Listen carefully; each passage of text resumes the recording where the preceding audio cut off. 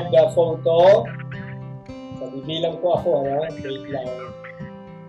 Yung may gusto lang po mag-open ng kanilang camera for privacy purposes. Okay. 1, 2, 3.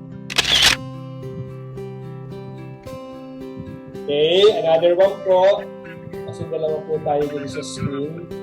So again, 1, 2, 3. Charting and recording, no? Kung kayo ay meron ng mga client, before sila mag-chart, you can recommend to your client to fill up the Billings Ovulation Method form. Wala pa kayo nito, no? Bibigyan ko kayo nito as we end as you complete the entire session for the teacher training course on the Billings Ovulation Method. Etong form na to, nakalagay yung kanilang mga names, yung age, kung gumamit sila ng mga contraceptives, at kung meron sila mga tawag dito, merong certain diagnosis ng kanilang reproductive system, either healthy or not. So all information will be included in this Billings Ovulation Method form. No? Now, during the initial instruction, the accredited Billings Ovulation Method teacher must teach the following. No? Must teach the 4 phases of the cycle, the one that I taught you earlier. Teach the 4 rules correctly, and instruct the couple on how to observe and how to chart accurately. Take note to record the most fertile observation in the entire day. Anong ibig sabihin niyan? Ang ibig sabihin po niyan ay ganito. Umaga, dry. Pagdating ng tanghali, meron ng mucus. So ang i-record mo, yung mucus, hindi yung dry nung morning. So the moment nagkaroon na ng mucus, i-record mo siya. Kahit ang mucus mo ay nakita mo, kahit ang ikaw ay dry from morning until 3 p.m. Kaya nga ang recording is always at night, maybe at 6 p.m. mag-record na. Nakakita ba ako ng mucus during the day? Wala akong nakita. Ang aking recording will be dry. No? Kung may nakita akong mucus, ang aking recording would be circle. Merong ng mucus. So ito ang ituturo ninyo kapag kayo ay graduate na ng ating course, no? The basic teacher training course on the Billings Ovulation Method, and you are now considered to be accredited teacher. Ituro ang 4 phases of the cycle. Mens, BIP, the changing pattern leading to peak, and the luteal.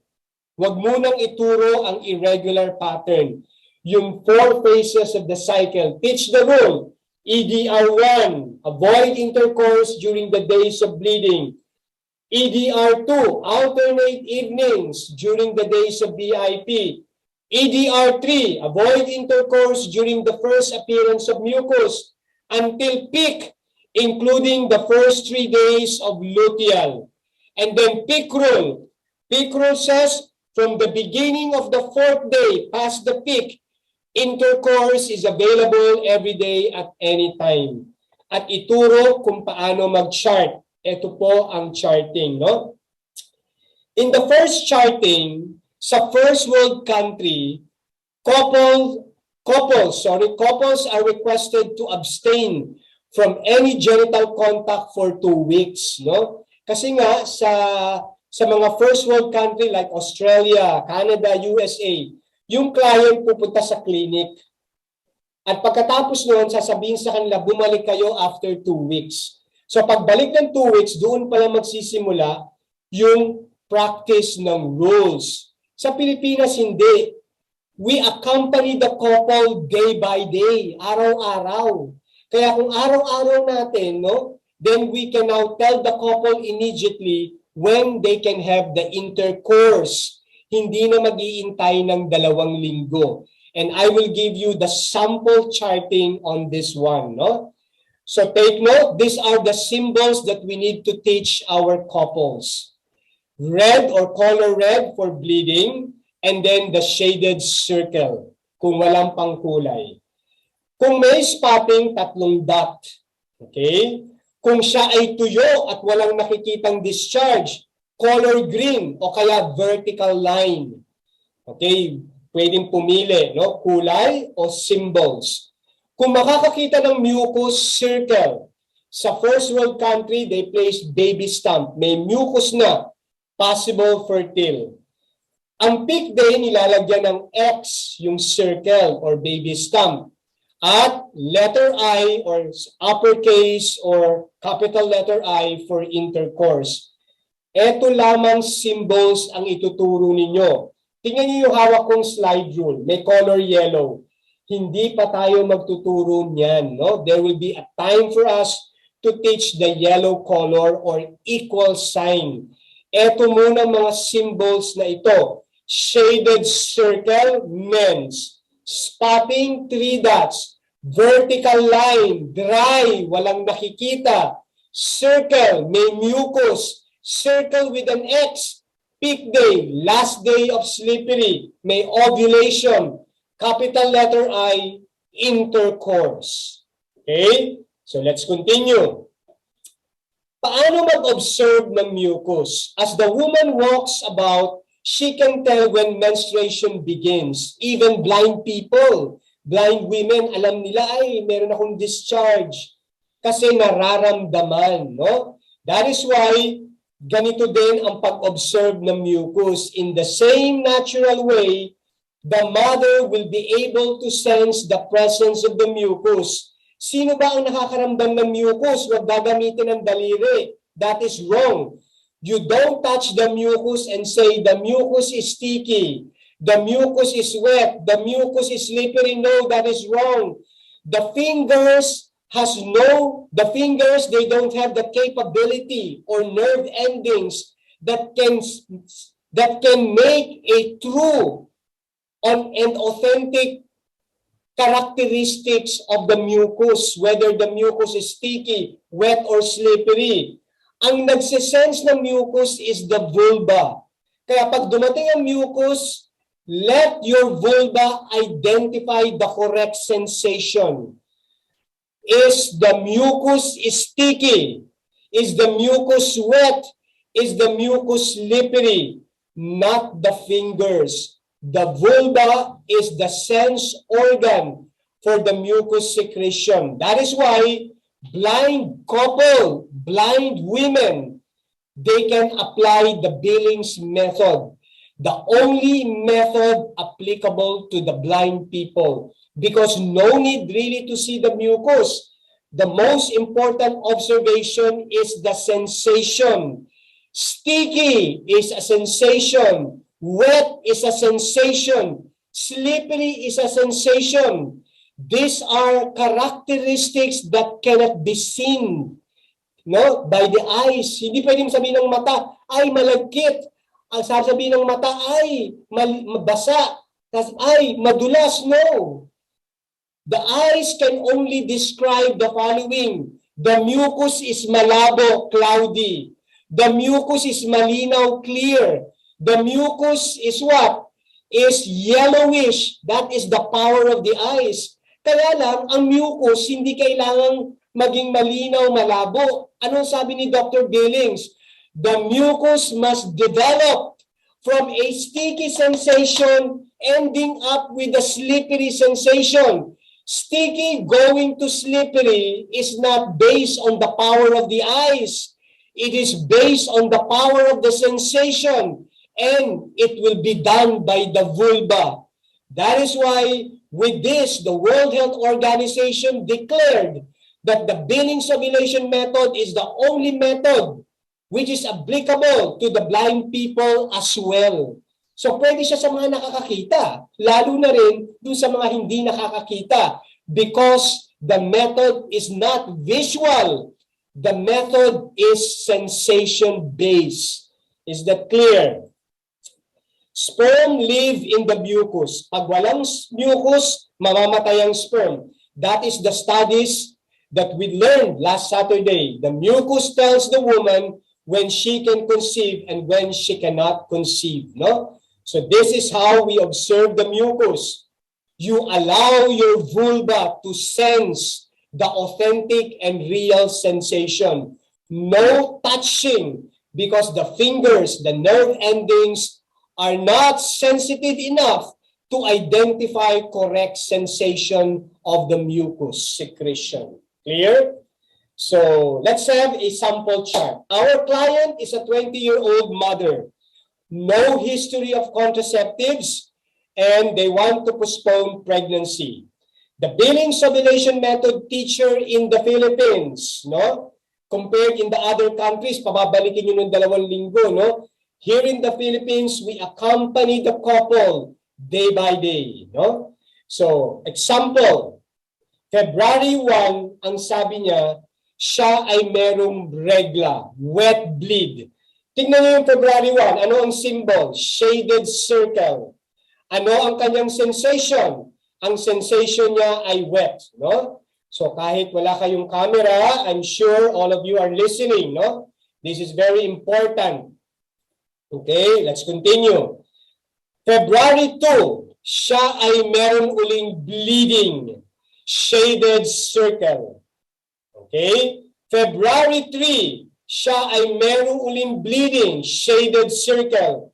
Ano ang iyong advice? Kasi nga day by day ito. Anong advice? Ang advice mo ay EDR1.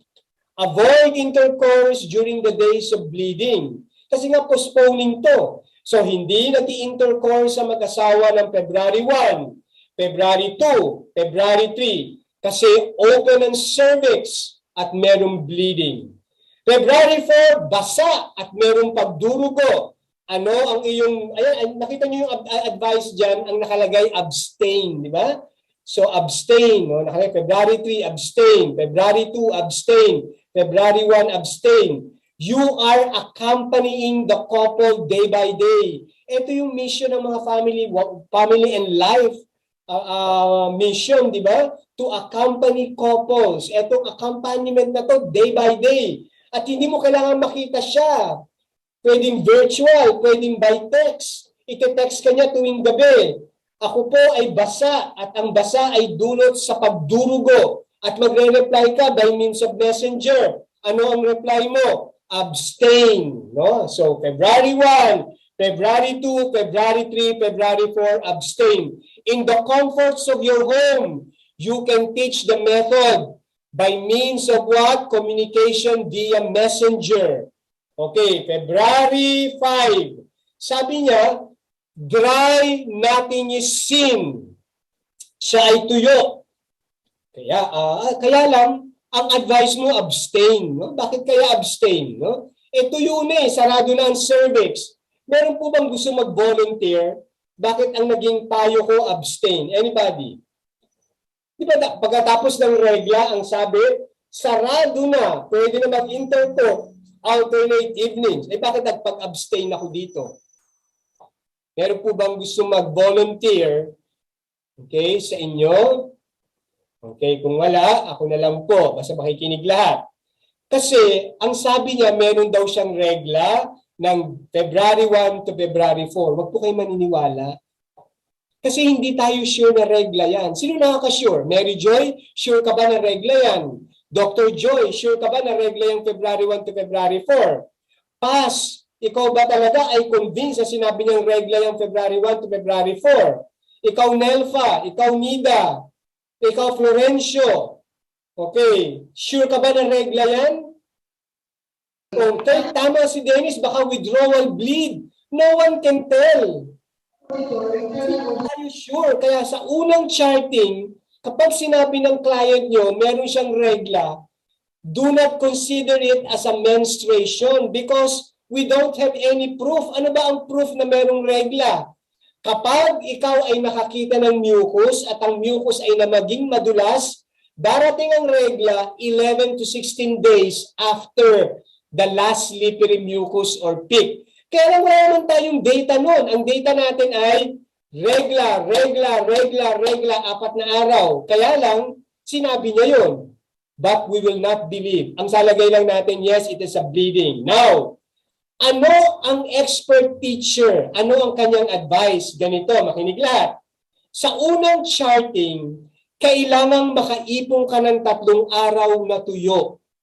Okay? Sapagkat pag nakaipon ka ng 3 araw na tuyo, sa ika-4 na araw, you are very sure na sarado na ang cervix.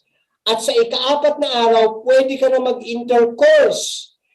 Ang gagamitin na rule ay EDR2, alternate evening sa unang charting. Kasi wala ka namang nakikitang peak. Kaya sa February 5, sabi niya, ako po ay tuyo at walang nakikitang discharge. As an accredited teacher, anong payo mo? Ikaw ay tuyo, kaya lang hindi tayo sure kung yung February 1 to February 4 ay mens. Kaya kung hindi tayo sure, ang gagawin natin ay ganito. Listen, kailangan mo mag-ipon ng 3 araw na tuyo para tayo ay scientifically sure na sarado na ang cervix. Sa ika-4 na araw, kapag ikaw ay tuyo pa rin, pwede ka na mag-intercourse using EDR2 or alternate evenings. That is our advice. EDR2, yes. Kasi nga hindi tayo pwede gumamit ng peak rule. Wala naman tayong nakitang peak day. Okay? Kaya February 5, abstain siya kahit siya ay tuyo. Pagdating ng February 6 p.m. ng gabi, nag-text siya sa iyo. Ang sabi niya, ako ay tuyo at walang nakikita. Ang sabi mo naman, naka-2 araw ka ng tuyo. Bukas pa, baka bukas pa ang cervix kasi hindi tayo sure na ang February 1 to February 4 ay regla. So, abstain. Mag-intay pa tayo. Pagdating ng February 7, ang sabi niya, ako po ay tuyo. Wow, tuyo ka pa rin. Now, anong magiging advice mo sa February 7? Ito ang advice mo. Pag kinabukasan, paggising mo February 8, ikaw ay tuyo.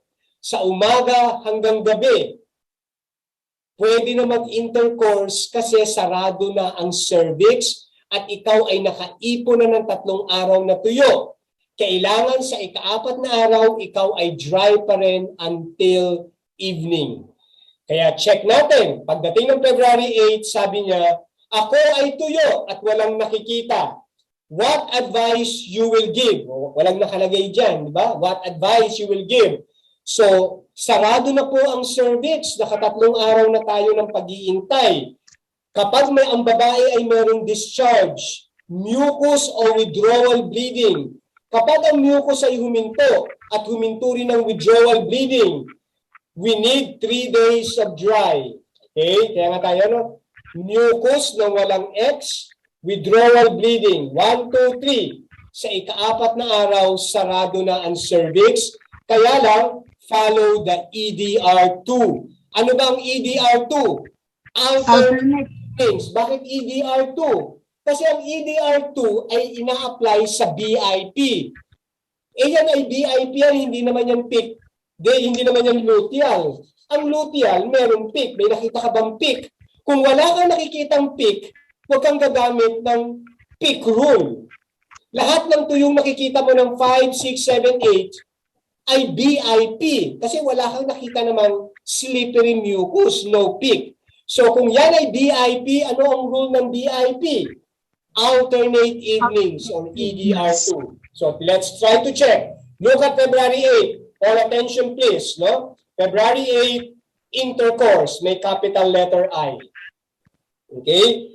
Dahil siya ay nag-intercourse ng February 8, kinabukasan, ito po ang kanyang naramdaman. Ang sabi niya, ako po ay basa. Pagtayo ko sa kama, papunta ko ng comfort room, lumalabas po ang discharge.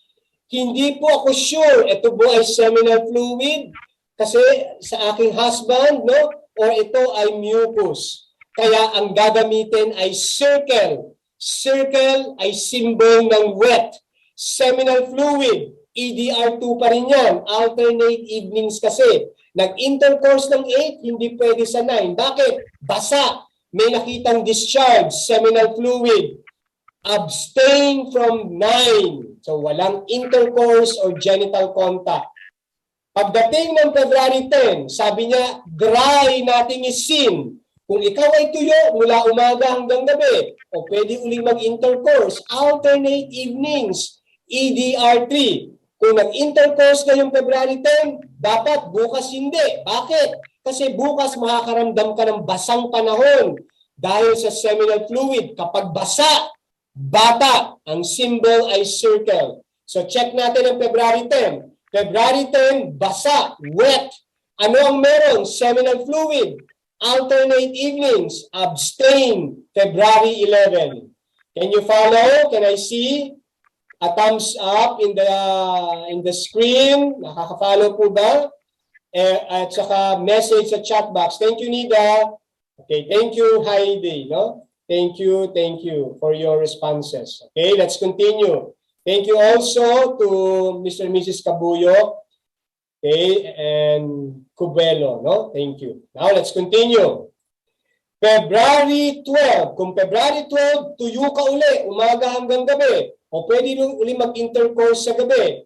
Alternate evenings. February 11, I think, ano yan, feast day ng Our Lady of Lourdes, no? Wet seminal fluid, abstain. O mag-grocery na lang. Okay, February 12. Sticky, cloudy, may mucus na. O, anong payo mo? O, EDR3 yan.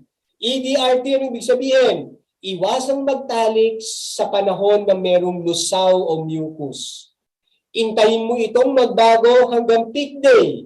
At isama mo ang unang 3 araw ng luteal kapag merong peak day. Yan ay EDR3. So, February 12, ang mag-asawang ito ay nag-abstain. Okay, itong payo mo sa kanya, mucus progressively changing. Kailangan payuhan natin sila para yung babae, alam niya, kailangan niya mag-relax. Kasi pag ang mucus hindi naging slippery, nagkakaroon niya ng problema. Saan ang problema? Stress, etc. No? It is a sign of abnormality kapag ang mucus ay hindi naging slippery. Mucus must change, no? Into what? Into a slippery sensation. February 14, wet clear. Wow, very good. Abstain pa rin kasi meron pang mucus. February 15, wet slippery. Excellent. Ang mucus mo ay naging slippery. It means mature na ang egg. Kaya lang, lalagyan ba natin ng eggs? Hindi pa. Ang nilalagyan ng eggs ay ang huling araw na madulas. The last day. Is February 15 the last day? We don't know. Malalaman lang natin siyang last day if the following day, February 16, ay dry. Kaya sabi mo sa kanila, take note, tignan mo kung magda-dry ka na bukas. Kapag ikaw ay nag-dry sa February 16, balikan mo yung February 15, lagyan mo ng X. Yan ang iyong peak day. The day wherein the egg is mature, a healthy mother, the day of ovulation. February 16, ay slippery pa rin po. Yung February 15, hindi pa siya ang last day. O, huwag mong lalagyan ng X. Okay? So let's check what will happen on February 17. EDR3 pa rin po ito. Walang pagtatalik sa unang araw ng mucus hanggang ito ay maging madulas kasama ang unang 3 araw ng luteal phase. EDR3, abstain. February 17, tuyo na. Kung tuyo na, pwede mo mong balikan yung 16. Lagyan mo yung ng X, yun ang araw ng iyong peak day, the day of ovulation. Kaya alam na alam ng isang nanay kung kailan siya nag-ovulate. Why? Because the accredited BOM teacher accompanies the mother day by day. Pandemic, by means of messenger, by means of text, by means of what? Yung video call. Di ba? Sa video call, basa po ako, anong appearance, malabo, anong sensation, sticky. Ito ngayon, February 17, ano siya? Dry na. So, on 16 is the peak day. Kaya babalik. So, take note of the end of mucus must be slippery. Slippery mucus indicates the egg is already mature and ready for ovulation. The last day of slippery mucus or the last day of slippery sensation is the peak day. Okay? Kaya, tingnan nyo nangyari sa chart, nilagyan niya ng X. February 17, unang araw ng luteal. Bukas pa ang cervix. Abstain. Part pa ng EDR3. February 18, second day ng luteal phase. Abstain pa rin. February 19, Third day ng luteal phase. Okay? Now, ano mangyayari sa February 20? Sa February 20, paggising mo, ikaw ay tuyo, o pwede na magtalik. Pwede mo nang gamitin ang peak rule. Ano ang peak rule? Intercourse is available every day at any time. Okay, pwede sa madaling, kung magising ka mamayang madaling araw, pwede na. 12:01. Kasi 12:01, hindi na siya February 19. 12:01 is February 20 na. So sa pagdating ng 12:01, tapos na ang 1, 2, 3, pwede na mag-intercourse at 12:01 ng February 20. Diba? February 20, nag-intercourse, nakita nyo. Pero hindi 12:01 yan, no? Nung gabi naggabi ng 12 ng February 20. Kung nag-intercourse ka ng February 20, makinig lahat ha, makinig. Makakapasok ba ang sperm? No! Bakit hindi makakapasok? Sarado na ang cervix eh. Saan pupunta ang sperm? Makikita ang sperm. Babagsak, madidislodge. Tignan nyo ang difference. Tignan nyo ang difference, yun yung February 21.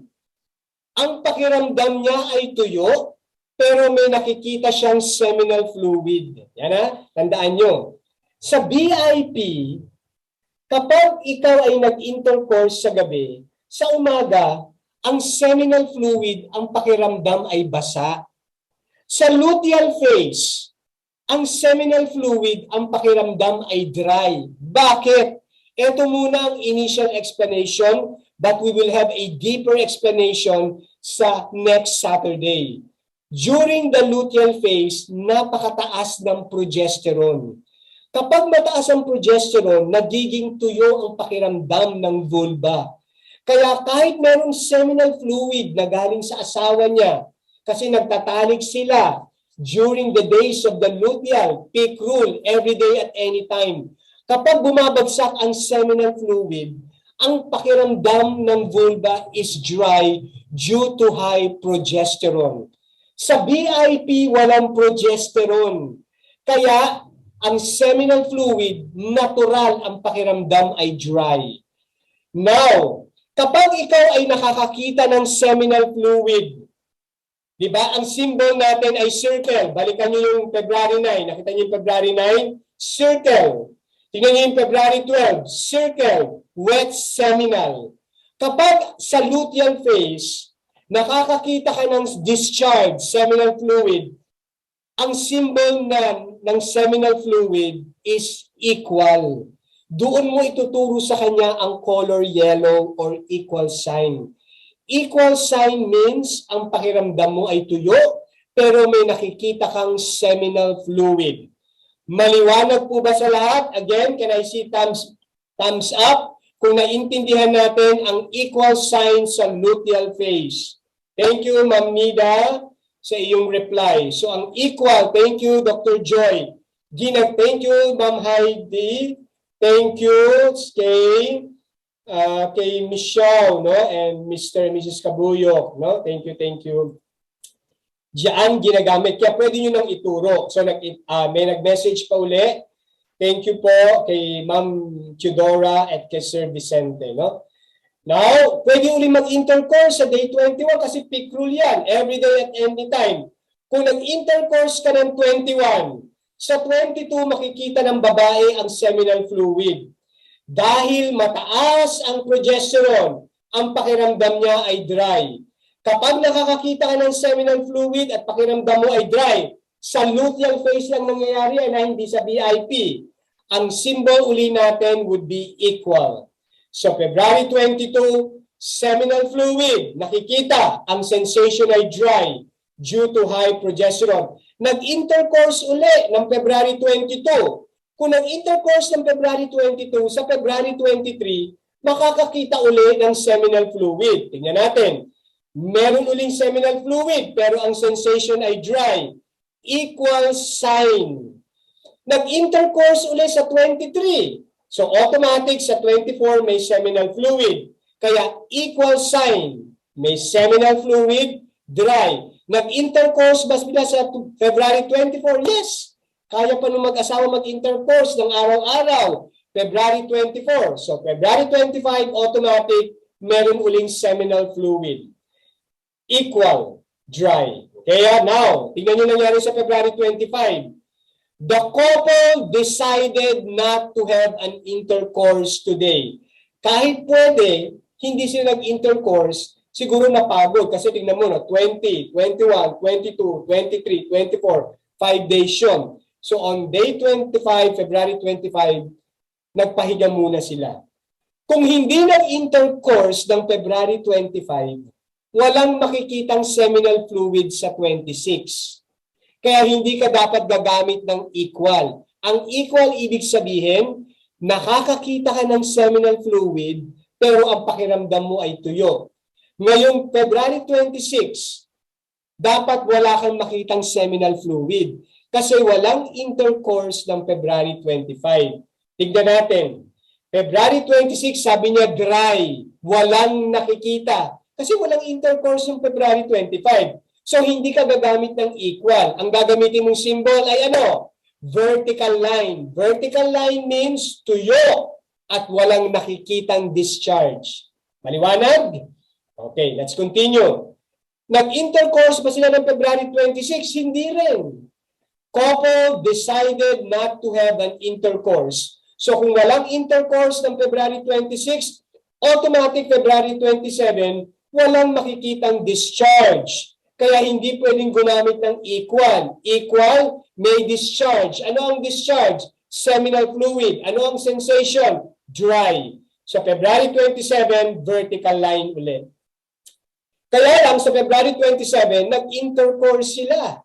Meron capital letter I na symbol. Couple had an intercourse. So kung may intercourse ng February 27, what do you expect on February 28?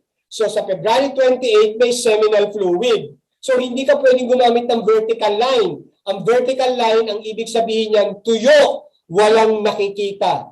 So ano ang symbol natin sa February 28?